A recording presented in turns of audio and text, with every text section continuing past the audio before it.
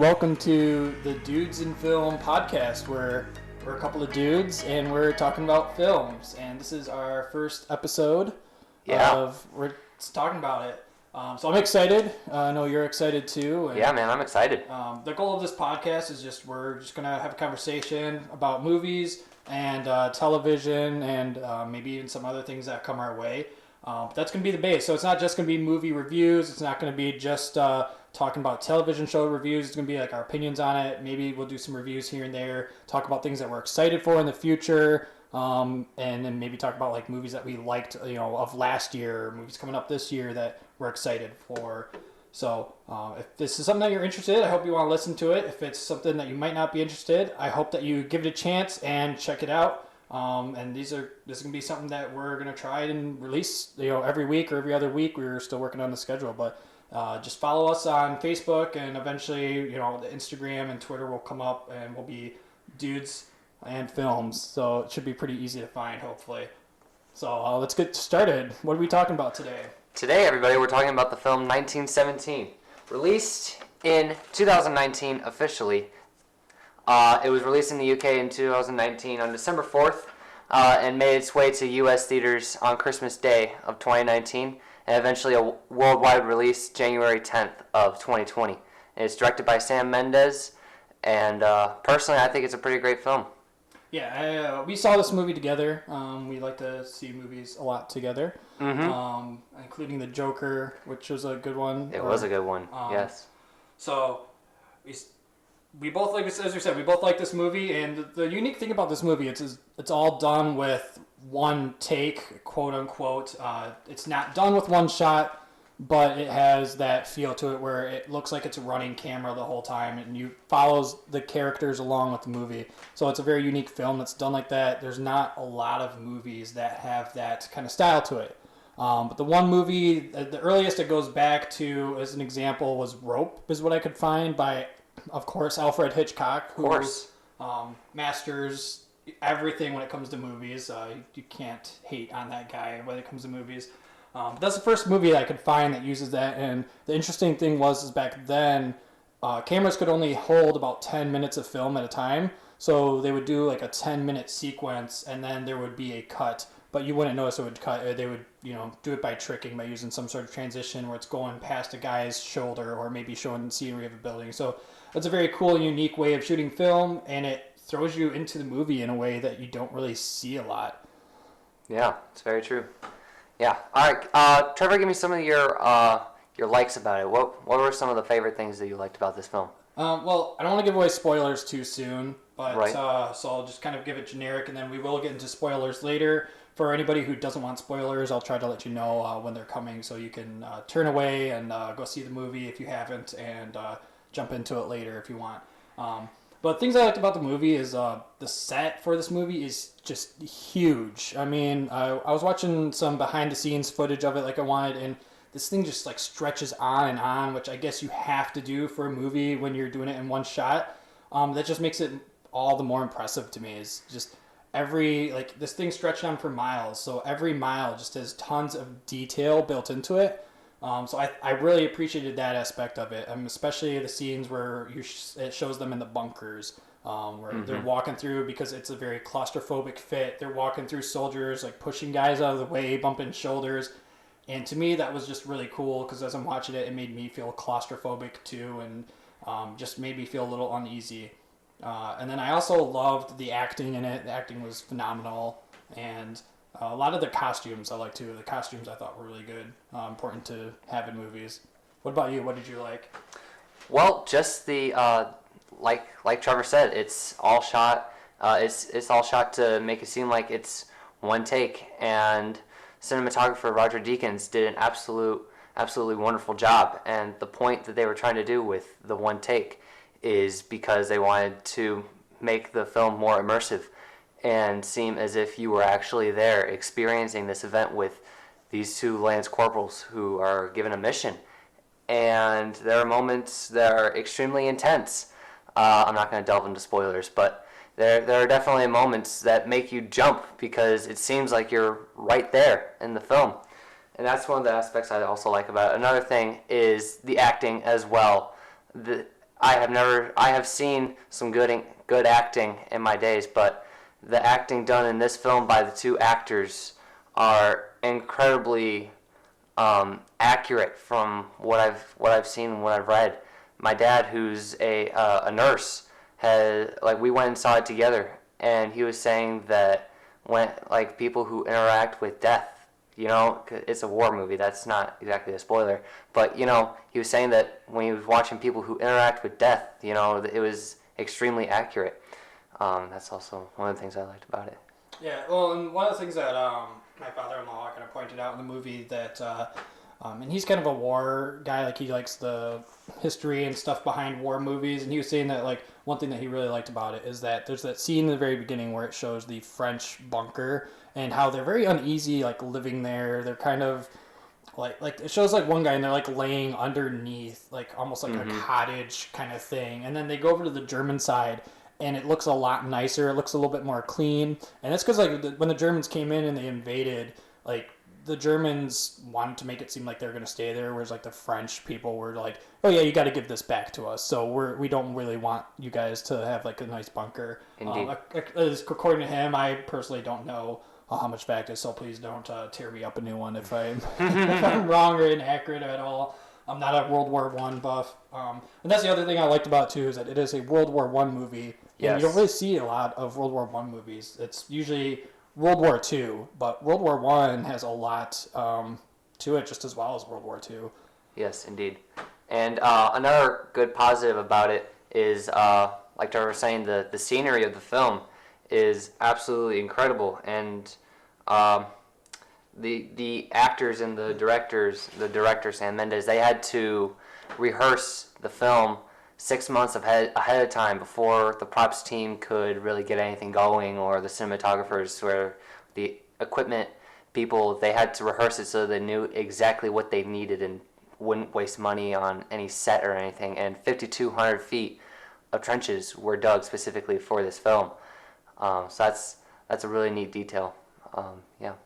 Yeah, and then so as we said before, this movie was done in one take. Now, I did go and see it a second time. It sounds like you did too.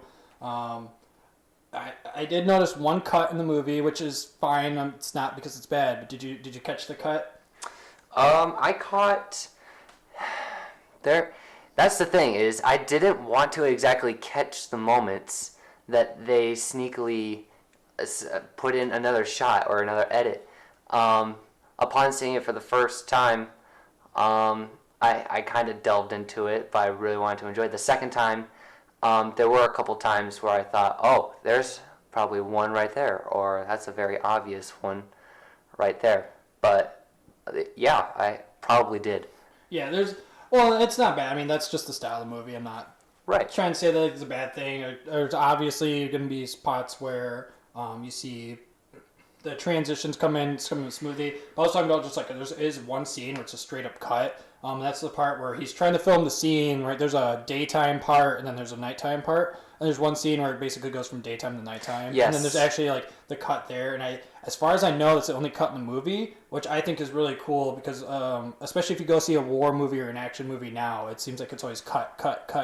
Yes. Especially when it comes to action scenes. And so that's what I really liked about this and really appreciate about the camera work in this movie is, as far as I noticed, there was only one noticeable cut for it, and that was just to switch the time of day, which is whatever. It's understandable. Yeah, and then the other scene was just how it puts you into the movie, and I liked how it was following around the characters, but it goes from a really tight, tense moment to all of a sudden it just goes to kind of like a relaxed moment, and you almost see the relief in the character's face, and you don't really get that with movies now. Like it has a different perspective from like the bad guys or the good guys, and this follows like the same character through the whole movie, which I think was really cool. So I think we've said like really all we can say about that without spoilers though. So Yeah. I think at this point, we're gonna start jumping into the spoilers. So Let's do it. if you haven't seen the movie yet and you want to check it out, I would highly suggest going to see it. It's still in theaters. It's still in theaters right now, or if not, you can go to your local library, because my wife will like me saying that. Go check it out, and or you can buy the movie or rent it or stream it, however you want to see it. But if See you haven't it. seen it, go see it. If you don't mind spoilers, and we're going to talk about them now, or if you have seen it, we're getting into that. So Yeah, just let's want to get give to you, that's your warning to turn off right now. So now we're going to talk about spoilers. All right, lay it on me. So the start of this movie, one of the things I like about it just jumps right into the action. Like, Didn't waste time. yeah, it doesn't waste time. The story is pretty obvious. The soldier comes up to his lance corporal and he goes, "Hey, pick one guy. I have a mission for you. Let's go it. Let's go. We'll debrief you later." So he grabs his buddy who's laying on a tree right next to him, which is some great foreshadowing for later Indeed. on in the movie. Yes, I liked that. And they just jump right into it. And when I was looking some more into the story, it's not a true story. Right. This is it's like 98% fiction, basically. So It's taken from real events from actually the director's grandfather who fought in World War I and was a messenger, ironically enough. Sam Mendes really just kind of took his grandfather's stories and put them together, as well as other missions from World War I, like Operation Alberic. I hope I'm pronouncing that right.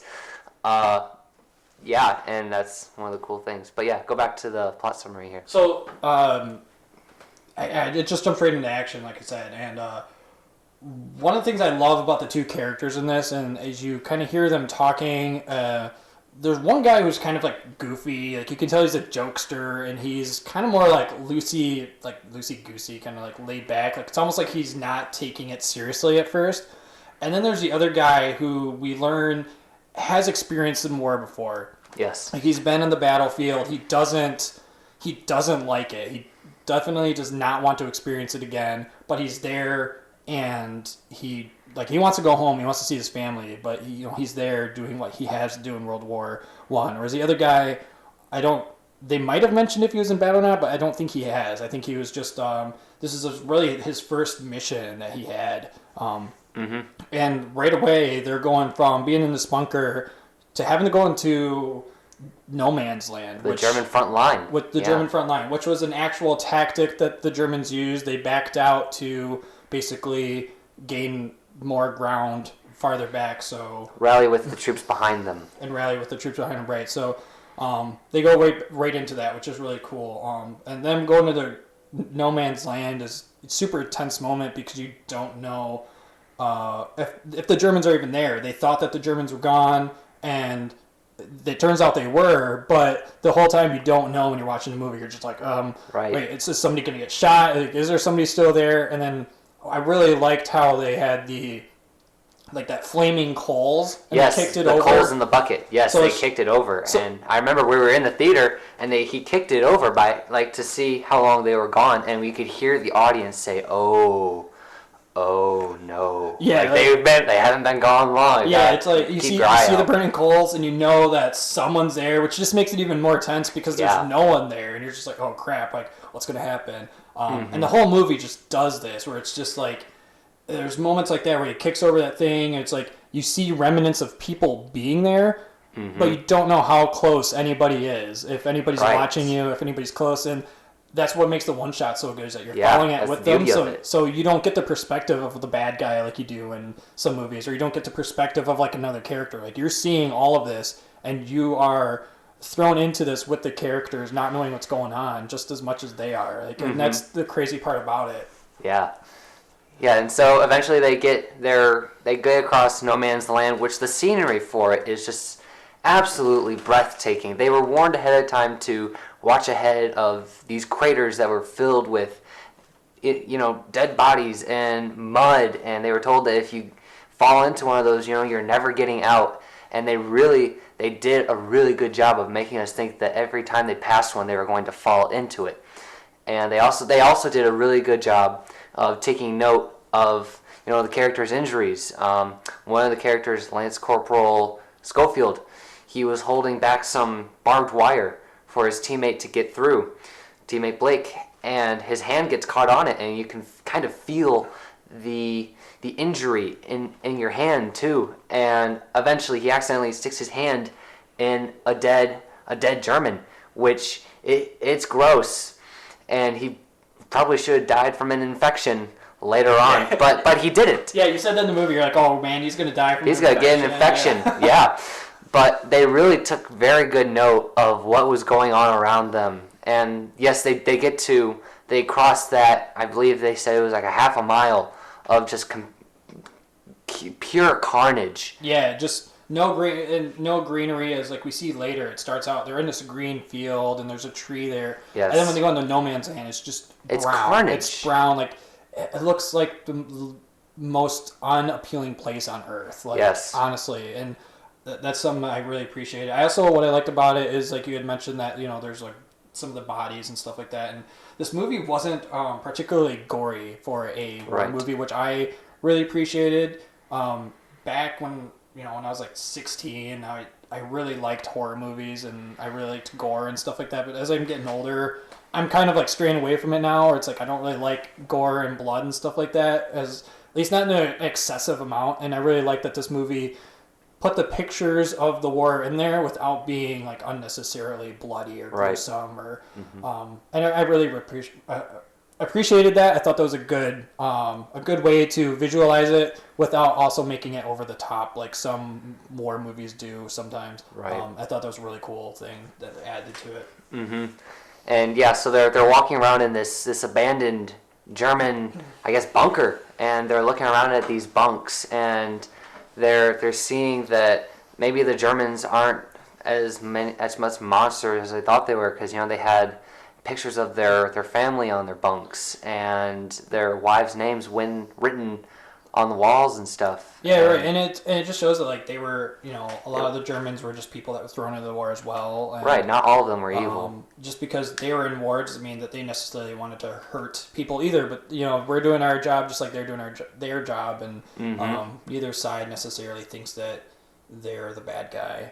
But from other people's perspectives, you are the bad guy. And yeah, it was a good point. Also, one thing I did notice is that all the bunkers and the German side and the French side technically as well, they all had names for the as if they were streets. As if they were street names. Yes. So they could navigate around the bunker, which I thought was kind of unique. It's like walking down New York City, almost, but very much less appealing. Yeah. So I thought that was kind of cool that they all had street names.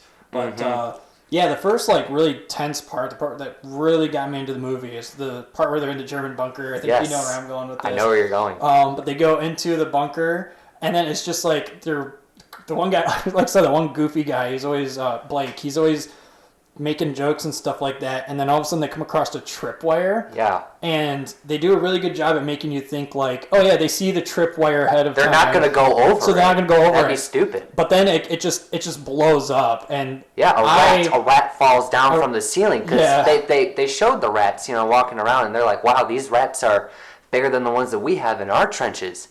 And the rat disappears for a second. I think it actually stays in frame the entire time. Yep. Yeah. And eventually the rat, falls, and that's like one of those pre-jump scares where you're like, oh no, no, and we could hear ourselves saying no, and then it hits the tripwire. Yeah. It's this huge explosion that just catches you off guard. That part got me.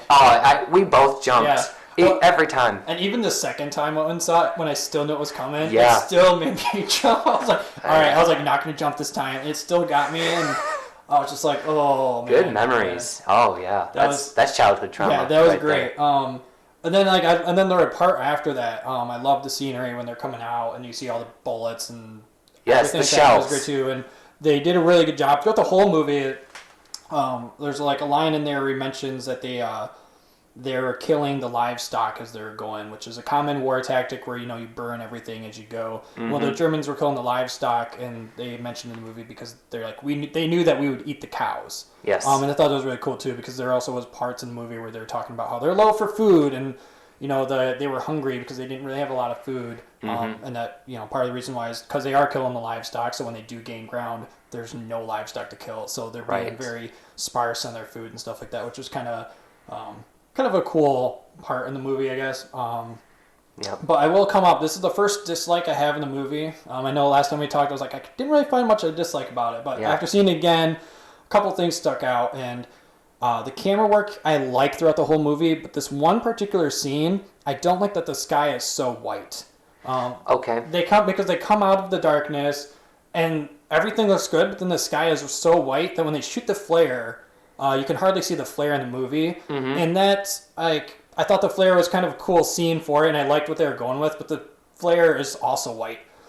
So you see like this little like white kind of star falling in like the white sky, and that was kind of just like that could be easy to miss, especially if you're somebody that's colorblind, you might not even see it.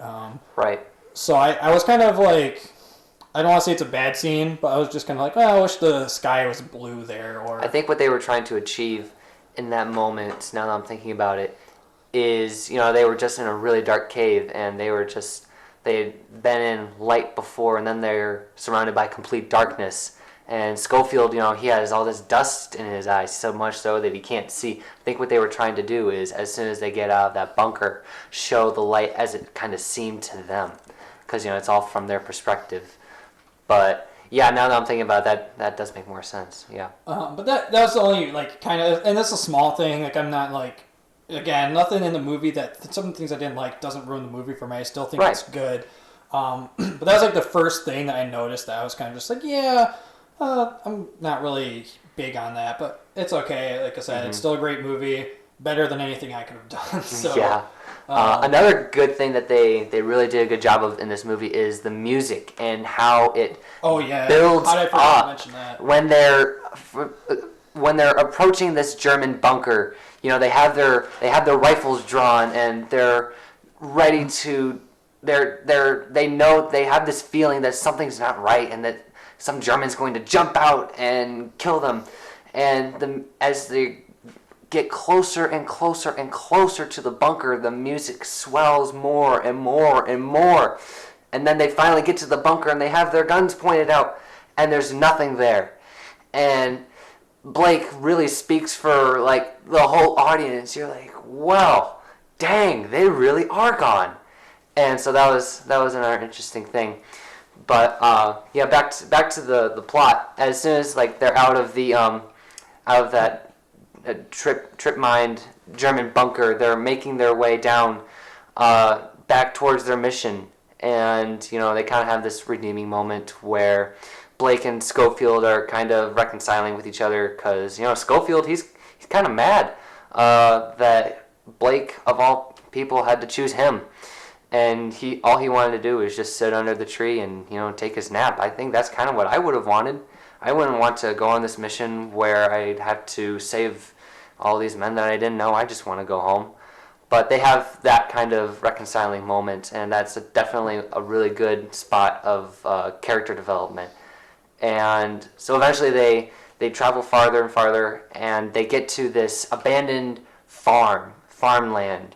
And it's very evident that the Germans were there. You see these dead livestock. And this goes back to that part where, they kicked over the coals, and then you just see more there as far as, like, you know that the Germans were there. But real quick, I am actually going to go back to the music. I know you talked about briefly and how it was really good, but I did just want to mention that Thomas Newman was the composer for this movie. Okay. And I think he's related to Randy Newman, actually. I think they're cousins, I believe. So, yeah, I just looked it up. I don't know if that's accurate or not, but I just looked it up. That's what it's telling me. That's very interesting. And Randy Newman obviously does Toy Story, You've Got a Friend in Me. Yeah. Which is a great soundtrack as well. But Thomas Newman has 14 Academy Awards, 3 Golden Globes. And he's done movies like Meet Joe Black, American Beauty, and Passengers, Shawshank Redemption, Wall-E. So he's got a pretty good record as far as... Track record. Yeah, track record. So he's got a pretty good record as far as music scores go. Yes, I mean, I think Skyfall is on there, or a James Bond movie. I believe so, Skyfall yeah. Spectre. So, yeah, by no means is he a bad composer, bad Not actor. at all. He's always had good music. But, yeah, I just wanted to shine some love on him because we briefly talked about music, and it was really good. Yeah. But, yeah, Thomas Newman did a great job at capturing the movies and the moments in this scene. Really good. Yeah, so Blake and Schofield, they're walking through this abandoned French home, and They're trying. Once again, this is another one of those tense moments where at any second. It's tense because this is the first village they come across. Because they go from the bunker, then you go from the bunker to the village, and in the village, all you see is like a building. There's like a small little like farm kind of thing. And there's a cow sitting there. Yeah, and then they're just like, and then they look at each other, and then I think Blake says like, "Oh, it looks like there's nobody there," and Blake says like, "Oh, well, we have to check and see." Yep, and Schofield said that he didn't like it at all. And they didn't like it, yeah, and it's like there's these two guys going into this building. There could be 15 soldiers hiding out in that building. And and then their mission two guys have to go. This whole thing's just a suicide mission, to be honest. But yeah, and they're looking around trying to find any kind of food because it's in real time. It had only been maybe 30, 45 minutes since they left the bunker. And I believe they dropped a lot of their supplies in the bunker when the explosion went off. Mm-hmm. And so they did that, and then they also like wasted all their water too because which was another scene. So they set that early on too, where it's like these guys don't even have water. They just wasted all their water. Like 10 minutes into the movie, it's gone, and they don't have any water left. Yeah, and they have to hike. I think they said it was like 16 miles from where they started. I believe it was 9. 9 miles? Might 9, okay, yes. It might be 9 miles. You're probably right. Yeah. But from where they started, from where they have to end up. Yes. And, like, to walk 9 miles, especially carrying all that gear without water is kind of tough. I mean, imagine. It's horrible. I mean, just doing that down the street is, I want to drink water as I'm doing it. I want to drink water right now just talking. And doing that when you're walking down is not an easy task as well. Okay, boomer. Especially when you're... I'm a millennial, thank you very much. Especially when you're climbing through all like the mountains and trenches and stuff. You have to to want to drink water. Like I can imagine that that's going to increase. Like you're going to be hot and stuff like that too. Yeah. And especially it was April in France, so it was just starting to warm up. Too. Yeah. It was starting to warm up, and then you have your other foreshadowing part before they go into the town. There's all those trees that are knocked down. The cherry blossoms. Mm-hmm. And that was cool because you used to talking about how in April in May they pick the cherries off of the trees. Yes, Blake and his brother. Blake and his mother, and his brother, mother, whatever. They knew, so he knew a lot about cherries. I was like, how do you know this? He's like, oh, me and my mother pick cherries at home. Yep, and that was a very good character development. Yeah, so it was kind of cool to learn about him, and that comes into play later when we see cherry blossoms later on in the movie. Mm-hmm. I love this whole scene with the village. It's the first part where we have another very tense moment. Yes. And what I liked about this part is there's just they see a dogfight. There's just the planes are flying around, and I think any normal person, I probably would if I seen a dogfight, I'd be like, oh, look at these two planes fighting. Yeah, that's awesome. Let's just sit here for a moment and watch them. And they do for a second as they're sitting in this barn. Schofield, it's another very important detail that you wouldn't think it is. Because, they lost all their water, and so they have empty canteens and stuff. And, Schofield, he's looking around in the barn for something to drink, and he finds this pail of milk. Mm-hmm. So he dips his hand in to see if it's fresh, and he takes this nice little sip of it, and he thinks, oh, this is amazing milk. And, he fills his canteen up with it. I, personally, as I was watching it, noticed that there were plenty of bugs in that milk. And I would not have drank that milk, but that's me, because I'm Gen Z. Yeah. But, whatever. Gen Z. Hey, it was either the milk or the well water. Yeah. I guess you'll take anything over the Flint water. Yeah. And so they're watching this dogfight, and it's two British planes. They shoot down this one German plane, and you'd think, man, that was really stupid just for one German plane to go against two British planes. But they shoot it down, and the cinematography really captures it well, because you see they're on top of this hill, and they see the plane, the German plane, go down, and smoke is coming from it, and it disappears out of view for them for a brief moment, and then you see them slowly start to back up, and the plane comes up over this hill, and it's right on top of them. And just next thing you know, they're just like, oh wait, this is coming for us. Yes, and we need to get out of the way, and that was an extremely tense moment. It was very immersive. I personally don't know how they shot that shot, because they couldn't have gotten a real plane and flown it and have it crashed right into a plane. I am curious a about barn. that scene. That's the one scene I was curious about. Is just, I'm sure it was probably some like After Effects or graphics or something like that, but it was still a really cool scene.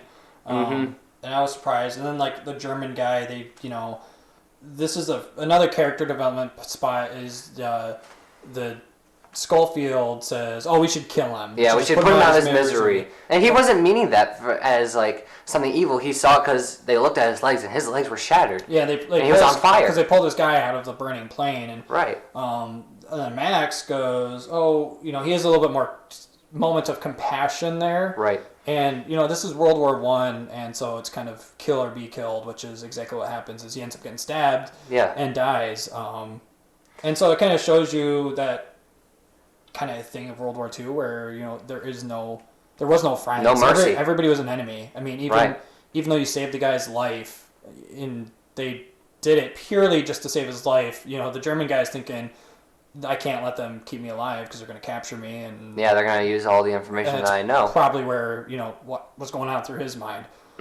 So he's seen it as kill or be killed, and he did what he had to what he thought was best to survive, which is a pretty tragic moment. That one hurt me a little bit, and then and I like this shot where it shows those, like it pans out and just shows those two talking. Yeah, it shows Schofield is holding Blake. Blake is the one who was stabbed, and I don't know how they did it because the shot that they did for this one, I think this is my maybe second favorite scene in the movie. Yes, it was very, very emotional, very dramatic because he's stabbed, and when I went and saw it with my dad, he's a nurse and he's dealt with death and he's seen how people react to trauma, and when he's stabbed he turns extremely pale immediately, and he's very hysterical, and he's like, no, don't let me move, no, don't move me, let me rest, I need to sit there. And he experiences moments of memory loss because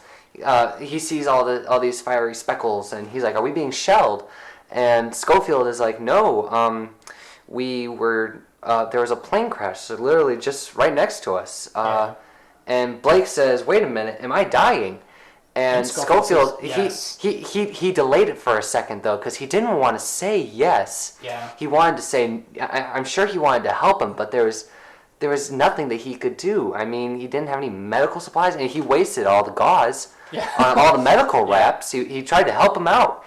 And Blake, he takes out the letter that he wrote to his family in case he ever died, and obviously he has had blood on it.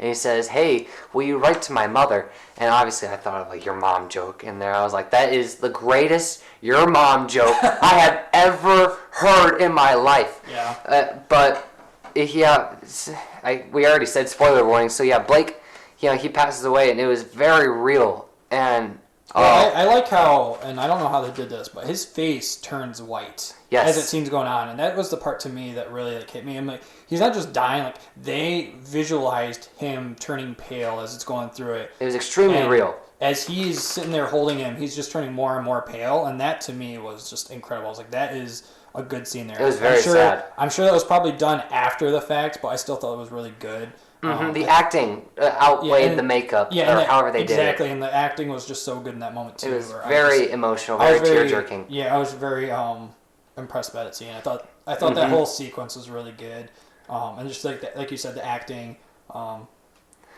then the best part, like after that, is the two pilots, or I think it's the pilots. They said it might have been the pilots, because after Blake dies, Schofield is left alone, and that's the end of the first act. So now he has to carry on with this mission by himself. That he didn't even want to do. That he didn't want to do. And he had to promise Blake as he was dying, yes, I know the way. Just rest in peace, friend. Well, and what I also like about after this point is then it becomes almost of a more serious mission to him. It was more desperate. Yeah, he seems more desperate. You see him checking his watch a lot more at this time. Yes. Because then, as it transitions to the next part, he has a guy, he finds some fellow soldiers, and they pick him up, and they offer to drive him to a certain point, and they're like, we can take you to here, and then, we'll have to drop you off. Yes, that was kind of a restful moment where you just kind of... Another thing that we forgot to mention is the squadron or whatever, I probably got that wrong. The group of soldiers that they're going to try and save. Blake's brother is a part of that group too, so that makes it more dire because now Blake's brother, he's over there and he's probably going to die. And Blake, knowing that he himself is dying, he's thinking to himself, I'm not going to be able to see my brother. He might not live. I might be among one of those 1,600 casualties. And I think I skipped, like, as I said, they jumped into it. I think I forgot to mention, but like part of the plot line was like, they have to go to this other troop across, like you said, 9 miles away. 9 miles. And they're telling them basically that, the Germans fell back. Now we're going to attack them. They're doing this as a trap. They want you to attack them because they're going to have the high ground. And this. There's my Star Wars. Hello there. There's my Star Wars reference. General I have to make a Star Wars reference. Yeah, always, man. But yeah, as soon as that happens, Schofield, he knows he has to. He wants to do him honor. He wants to, bury him, but he can't. And so then the two pilots, they find Schofield, and they help him at least put him somewhere. They didn't exactly bury him. They just kind of left him in a peaceful spot among the cherries. I think was that neat little detail. Yeah, we don't really know what they did. Yeah, that was kind of a bummer because now that's just a loose end. Yeah. But yeah. Anyways, they take him and they say, "Oh yeah, we can drive you here." So they're all in the back of the truck, and this is when you start to see a sense of urgency in him, is because the truck gets stuck in the mud. Yes, and all of the troops, they get out and they push it. And he's being boss. He's like, "Get out of the truck! Come on, get out we gotta push this dang thing. Come on, you gotta help me out." And he's checking his watch the whole time, and then eventually they get out, and he's like, "Oh, he's to stop here," and he's like, "I don't have time to." Or the one guy suggests, "I can't stick with you. I gotta do this on my own." Yeah, the one guy suggests like, "Oh, we need to put logs underneath the tires," which if you're stuck in the snow. That will kind of do it, I think. Usually like a trick you can do is you put like a stick under the tire or like a log or something, and you can kind of drive over it to help give it a little bit more traction. But he's like, I don't have time for that. Everybody just get on here and push. And and they like did. The first and sense of urgency that this guy was so real because at first it's just him pushing. They had gotten out kind of as a courtesy for the driver, I guess. Mm-hmm. But they all get out and then he starts pushing by himself. He's like, "Come on, help me push," and then 2 or 3 guys start doing it, and then eventually everyone does. They're like, "All right, come on, one more. We can do this. One more push." Yeah. And they spoiler. They get the truck out and they gain some more ground, and eventually they get to this abandoned town that's maybe 2 miles or 3 miles away from where Schofield needs to be. Yeah. And this is where they're like, "Oh yeah, this is where we have to let you off because now he has to walk." Yeah, now he has to walk through this German-infested town, I guess, where they had just been. And so he's thinking, okay, well, I gotta cross this broken bridge here, and I gotta get to my place. And he's making his way across this broken bridge. He's balancing over this water, and all of a sudden, you just hear this. This is the second jump scare. This was a really good jump scare. There's a sniper up in this bell tower that's right on and you call. We were watching the movie. We were watching it, and I was like, "I'll bet there's a sniper." Just like, there's a sniper in that tower. Yeah. It's going through the scene where he like jumps across, and then kapow! And then like it does a very good job where like you're like, okay, there's probably somebody in that tower. There's somebody there, and they do a good job at making you feel like there's no danger. And then all of a sudden, gunshot. There's like 4 or 5 shots at him. This guy has the aim of a stormtrooper. I think he was very close. There were definitely moments where they did show another inch, and he could have been killed. And so Schofield, he gets around to where he can get a good shot at the German sniper. What I like about this scene though is that you never see the guy in the window. Like this first time I was watching for it. The second time I was just dead eye on that window the whole time, and I'm just like, "Where's that dude?" Like, I couldn't see him. I could see the muzzle flash. Yeah, you can see the muzzle flash, but that's really all you can see, and it's like, where's this guy? And so he's basically like when they shoot. They're shooting at each other, and he doesn't even know where this guy is at. Right, he's just blind fire. He's blind fire. And it's like when he finally actually does get him, he shoots, and the other guy shoots almost simultaneously. You hear 2 gunshots there. If you listen very closely, it goes boom, boom. And so like this is like a pretty tight firefight. I thought the scene was really cool. Then of course he ends up getting shot later when he goes up. Yep, goes up to the tower. He doesn't know if he's killed the German sniper. We could kind of hear a body thud, And so he's thinking, wait a minute, I'm waiting for this next shot, but he's not shooting back. Maybe I I actually really like did the get scene. him. He's like, as he's running up to the building, he's just blind firing shots. I'm just like, dude, like, Yeah, how do you shoot save your ammo. Save your ammo. Yeah, running up to he's the just building, trying to scare bang, him. bang, bang. Yeah, and so he, this is extremely tense moment. Yeah. You know, he's getting up to the tower and he's slowly getting up the stairs. And this part and gave me chills too. Oh, it is same here, So, and you could hear the stairs creaking, and you could hear him breathing heavily. You could hear the German sniper breathing for life, and he opens the door, and there the German is waiting for him with a pistol, and they both shoot each other at the exact same time.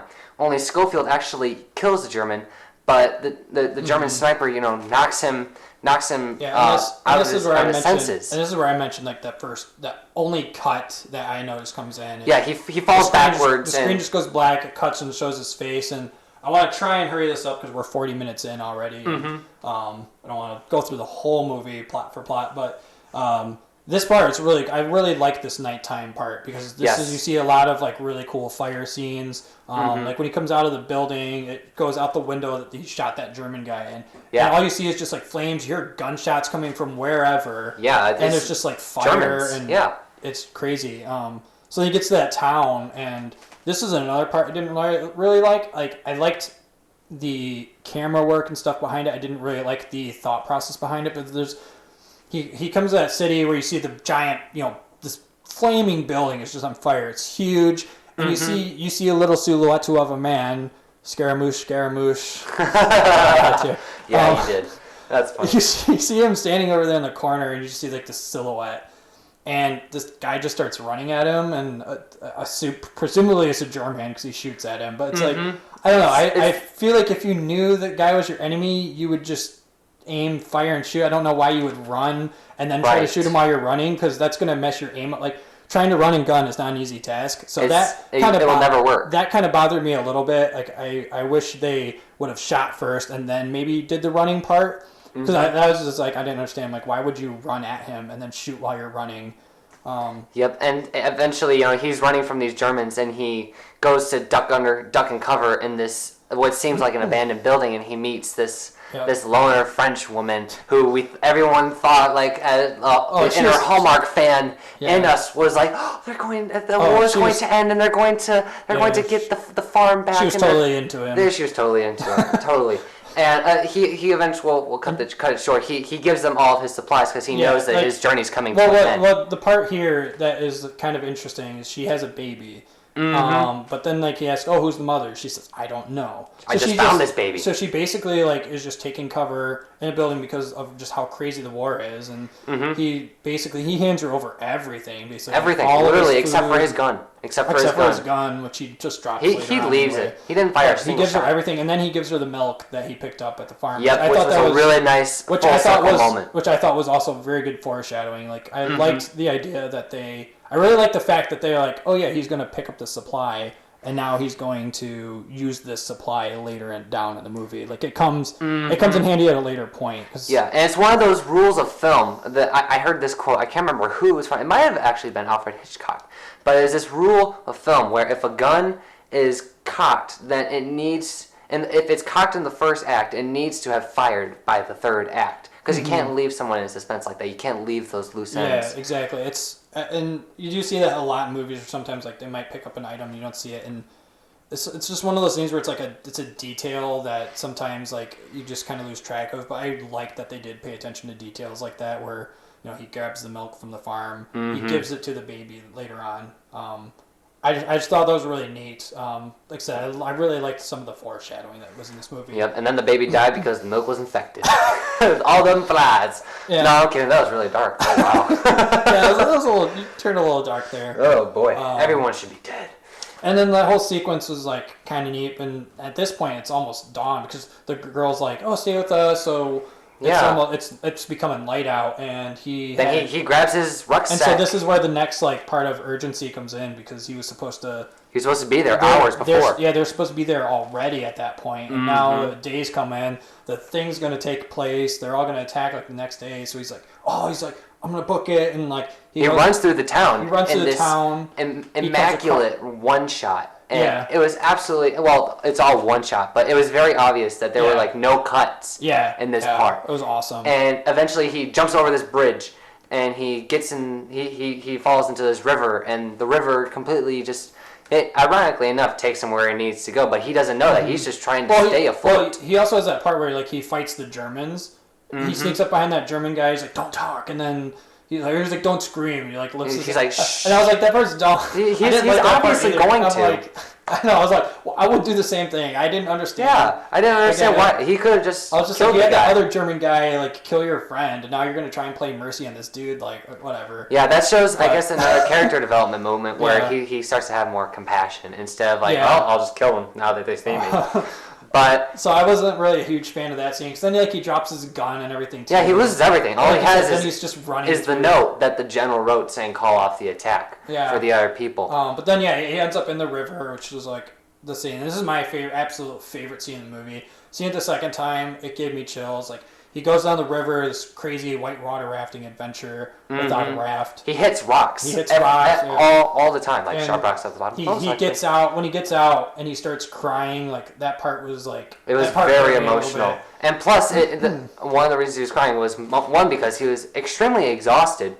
But at the end of that river, where he's crawling out, he's crawling over these bodies that had been in the water for Lord knows how long, and it's like in Castaway where he finds the dead body and it's all bloated and the tongue is swollen up. And it's very grotesque, and he had to, and these were his teammates too, and he had to kind of crawl over them. It was very gross, but it was very raw and surreal. Well, I like the part just before that though. And we mentioned the cherry blossoms where he comes across the trees. Yes. When he's floating down the river, he sees the cherry blossoms. He sees the cherry blossoms falling down. And it makes him reminisce about Blake. Yeah, he kind of reminisces back to the beginning of the movie where with the whole Blake thing. I thought that was really cool. Then he climbs over the gross bodies. That part's disgusting. Yep. And as soon as he kind of collects himself, he hears this singing. And this is absolutely my favorite part. And what I love about this part is they did such a good job at capturing like what it would sound like in that moment. Like you hear, the first thing you hear is he's sitting in this forest. You hear the wind blowing, and when I heard the wind blowing, like I get chill. Like I'm a nature person, so I love going out in the woods and listening to like the wind through the trees. That just gives me chills when I'm out in nature. So hearing this in like a movie just kind of gives me chills. And it's like, it's such a calm moment. And then all of a sudden he hears singing. And then what I liked about this is you could hear the singing and you could hear the wind blowing like through the trees, and that it was a very relaxing moment. That scene gave me chills. I was like, oh my gosh! I was like, this like that's where you were thinking this was a good idea. I'm like, oh my god! The whole time I'm just like, yep, I like this movie. And I thought that was like really cool. It just gave me chills. It made me feel warm. It made me feel happy a little bit, and I'm sure that's what they wanted you to feel. But that part to me was. By far the best part in the movie. I think that part was just done. I agree. So it was a very 100%. Good part. It wasn't my favorite. The whole movie was wonderful, but I definitely have another part which we'll talk about in a minute here. But the song, for one, it's maybe 800 guys just sitting in the forest waiting. Yeah, and I think the other thing why I really like this is I don't know if you've ever been with a group of guys like out in the woods and you're just like singing songs. But that is like one of the most like just powerful moments in your life you can ever experience. Like I've done it with like a bunch of guys before. We're just out in the woods and we're just singing songs, having a good time. We're in the middle of the woods, wind's blowing through the trees, and you feel a connection. It's just like this warm feeling where you just feel one with the people around you. It makes you feel so comfortable with nature, and just there's just something about it. And so for me, that really hit home. Where it was like, oh, that's something that I've experienced too. So I kind of what triggered in me was like, oh, I've experienced that before. I kind of understand what that's like. And even though I wasn't going to war, and all this completely different thing, like, I kind of got the idea of like they're doing this to find some sort of happiness before some sort of relief before they're about to go jump. And we as the audience, you can definitely feel that kind of.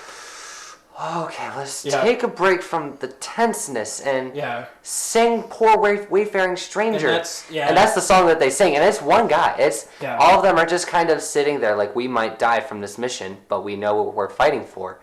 And the song, you'd have to read the lyrics to the song, but it definitely relates to Schofield and his story. And Yeah.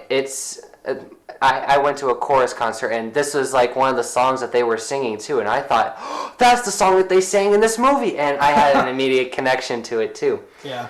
But then they stop singing, they get up, and then they're it like, turns it's out time. that, and then it turns out that that's the group that he was actually looking for the whole time. Yeah, that's the group, but that's the second wave. Yeah. Remember, that's the second wave. Yeah, And so then they ask him, they finally see this random soldier who's on their side, but they don't know. So they like, where are you from? Yeah. And he's like, I'm from the 2nd Division or Battalion or at this whatever. point, he's like tired. He's like, he's exhausted. Because when he tells him, he's like, I'm looking for the Devons. I'm looking for the Devons. He's like, I'm looking for the Devons. He's like, says it really quick. He's like, I'm looking for the Devons. And they're like, where are the Devons? He's like, what is that? He's like, I'm looking for the Devons. He goes, where the? And he goes, I'm looking for the Devons. He's like, where are the Devons? He's like, oh, and all of a sudden he just like pops Yes, up. this is the most urgent part of the movie. This is where I It's got out of my so seat in the movie, sweet. and I was like, come on, man, you gotta move, go, no more wasting time, you need to move, man, you're done lollygagging, move right now, go, Yeah. Start today. And that was personally my favorite part of the movie, where he's going through these freshly dug bunkers. So the Germans are like 300 yards away from them. And he keeps on looking for the captain he's supposed to give the message to, saying, call off the attack. Yeah. And he can't find him, and eventually he knows where he is. Well, they say, everybody's like, oh yeah, he's over there. He's over there, yeah. Nobody is like listening to him. Nobody cares because he's Yeah. some guy from some other battalion. Yeah. And so eventually he asks the last person. He says, I'm looking for Colonel Mackenzie. That's his name, who's played by Dr. Benedict Strange. Cumberbatch. They're looking for Dr. He says, Strange. I'm looking for Colonel Mackenzie. And he says, oh, yeah, he's 300 yards that way. Yeah, so he just... And so what he does, as the Devons are about to charge in the field of battle, he gets up out of the trench and starts walking really slowly at first, and this is where the music swells. Yeah, this is where I started crying. And this whole scene's in slow motion. It was definitely a one take. And another cool behind the scenes moment about this is they only had enough money and enough supplies to do this shot 4 times, and they got it on the first try. And he's doing this 300-yard sprint where he just keeps on running and running and running and running. He's bumping into people. There are explosions going on around him. He's getting covered in dirt. And then he finally dive bombs. And the other thing I noticed, like the second time too, is like there's even people dying. Like as he's running, like there's people falling over, there's people dying. Like, it was such a very tense scene because like the one thing about this movie is they kill off Max pretty. I don't want to say early in the first act. Yeah, they kill Blake. They kill Blake in the first act. Yeah, but Blake, not Max. They kill Blake in the first act. So then this scene, like throughout the whole movie, they give you this sense of you're kind of uncomfortable. Like you're not sure if he's gonna make it. Yeah. And even in this scene, I still felt that. I thought, oh, this is gonna be a psych. Yeah. They lose, everyone dies, and I was still like, oh man, like he might not even make it. And that's what I liked about the movie too, is you never knew for sure what was going to happen. They did a great job at that. They did an amazing job. And then he runs into Doctor Strange. Then he finds Colonel Mackenzie, who's played by Benedict Cumberbatch. And he says, hey, I have orders from the general. You need to stop this attack. And he was told beforehand that all Colonel Mackenzie wanted to do was just have this sense of victory. And he said that there needed to be witnesses saying, call off the attack. Yeah, that's what the dude that picked him up in that truck told him. He said, he said some people are only in it for the battle. Some people are only in it for the prize, yeah. And so finally he says, all right, call off the attack. There are casualties, yeah, but you get this sense of accomplishment, saying, yes, the mission has been accomplished. We can rest now. They do it, and then he's, it's a good scene. I love Colonel Mackenzie. He only had 2 minutes of screen time, maybe. Or Doctor Strange, or whatever you want to call him. This is probably his dream while he was asleep for 5 years. I can't not see him as Doctor Strange. Oh yeah, that's all I could see him as. But he definitely delivered on his performance. Oh, he did, 100%. Everyone accomplished their goal in this movie. Great, and he was a great addition to the movie. Just sells the acting, sells the whole thing. I really like the ending of it too. It's really emotional. Like this movie does not make you feel good when it ends. Not exactly. I mean, you'd have to have been not as invested, I think. Yeah, because like it ends with basically he comes up to the whole scene where he comes up to Blake's brother. Yes. And then he's like, "Oh yeah, your brother died," and that like to me like my heart just dropped. Like I could not. And you could see the actor's I face too. I cried yeah, a little bit. Like, and I thought this was great how he ended the conversation. He like I was talking about your mom jokes earlier. He was walking away. He's like, "Hey, if it's all right with you, I'd like to write to your mom." And I was like, "Oh man, the boldness of doing a your mom joke." And I know it wasn't, but me being me, I thought I took it as a your mom joke. And it was that part was just so impactful. Like to me, my heart dropped. I cried a little bit. It was just like this everyone dude, cried. Yeah, I was just like, this dude like went through so much, found this dude's brother, told the dude that his brother's dead, and like hands him like the rings and like all the stuff that he his took dog off tags, his dog tags, and like that's the experience that he has because he's like, oh, he's like, my brother's in that division, and yeah, he's like, where is he? Where's Tom? Yeah, that part was just very traumatic, and so that's what I mean. But it almost ends like you're not like it's a good movie overall, but it just ends in a very note where you're just like, oh well, that's not satisfying. Right. And then, but I love how it ends though, because the very beginning, you know, it starts off where he's laying on the tree. So I love the foreshadowing of like it ends with him laying on a tree. Like he goes, oh yeah, go ahead and grab some food or something like that. And he doesn't. He just goes to the tree. He just goes to the tree. He goes back to what he was doing, which was being lazy, just laying on that tree. It's all what another good character development movie, I guess, to wrap up his character is he didn't really think that he had a family. He takes out this picture of his 2 daughters or his children, whatever, and a picture of his wife, and on the back is written, "Come back home to us." Yeah, and he finally feels this sense of accomplishment, like, okay, now I have the right to go home. And yeah, that's the film 1917, everybody. Yeah. Thanks for listening. I'm Matt Summers. This is Trevor Harnden. 1917. Yeah, what do you think? What do you think about 1917? What would you give it? Oh, I'd give it an easy 10 out of 10. 10 out of 10. Yeah. Without a shadow of a doubt. Yeah, I'd say 10 out of 10. This is definitely one of the best movies I've ever seen. Yeah, easily. I would say go see it. I hope you didn't over-explain it to you, ruin the whole thing for you. Go ahead, go see it if you have. We're hoping that we made it want you to see it even more. I hope that you want to see it. If you don't want to go see it in theaters, I understand. At least get it out on DVD. If you're a person on Blu-ray. See it in Blu-ray with the behind the scenes. The behind the scenes are absolutely breathtaking. Definitely. And if you're someone that likes war movies, especially like World War movies, this is definitely a movie that I think you'll like. It'll definitely appeal to you. Yes. Yeah, I mean it has a Dunkirk kind of feel for it too. If you want some kind of reference to go on, but I would say definitely see that. Thank you for listening. Yes. And like I said, we're gonna be uploading hopefully weekly, keeping these coming, and I hope you like this and check us out. Follow us on Facebook, and we'll get an Instagram going. We'll get an Instagram and everything else and going a Twitter at some point. But follow us on Facebook for now, and then as other things come up, we'll keep you updated. Yep. Thank you for listening, and have a great night. All right, see y'all. Peace out.